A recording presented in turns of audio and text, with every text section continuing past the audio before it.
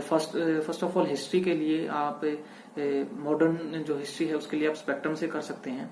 Spectrum बहुत अच्छी book है, लास्ट में उसमें समरी भी दी होती है, तो आप even at the last phase आप उसको रिवाइज करने के लिए फटाफट लास्ट से समरी से आप रिवाइज कर सकते हैं।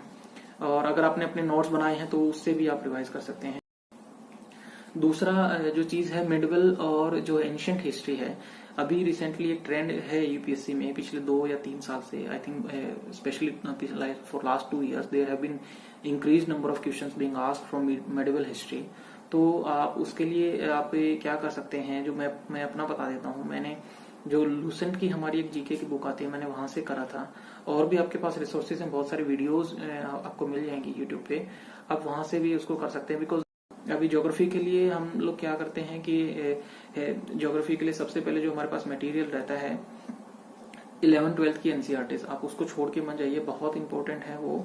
एक एक वर्ड को आप कर लीजिए, बिकॉज बहुत ज्यादा भी नहीं है, लेकिन चैप्टर वाइज आप करिए। और दूसरा जो है जीसी लियोंग, सो में तो आप थोड़ा सा सिलेक्टिव स्टडी करिए जीसी लियोंग से।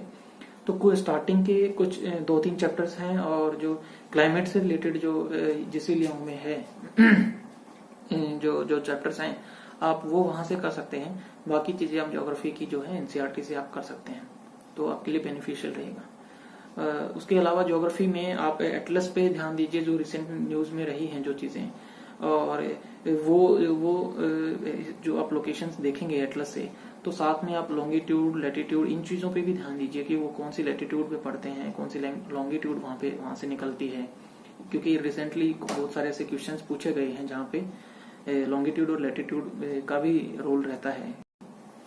थर्ड थिंग इज पॉलिटी के लिए मुझे लगता है कि Laxmikanth for prelims, Laxmikanth is comprehensive, आप उसको बार बार रिवाइज करिए, आप उसको बार बार तैयार करिए, तो पॉलिटिक्स से रिलेटेड क्वेश्चंस आप वहां पे इजीली सॉल्व कर पाएंगे अगर आपने अच्छे से लक्ष्मीकांत को पढ़ा है और आपकी कंसेप्चुअल क्लैरिटी है। तो I think you will be able to solve the polity questions very easily there. और फोर्थ जो चीज जो हमारा सब्जेक्ट रहता है वो है इकोनॉमिक्स का। तो इकोनॉमिक्स में फ्रेंड्स जो मैं आपको अपना एक्सपीरियंस से बताना चाहता हूँ वो ये है that economics questions will be more conceptual based, so they are not going to ask any specific factual thing from economics. They will ask some conceptual clarity, whether you have any clarity about the concepts of economics. Like they will ask you that RBI has decreased the repo rate in recent times. So fifth thing is environment. Environment के लिए हमारे पास जो resource रहता है वो generally Shankar IAS की book आती है एनवायरमेंट की, और इसके अलावा हमारे पास कोई कॉम्प्रिहेंसिव मटेरियल नहीं रहता है एनवायरमेंट के लिए।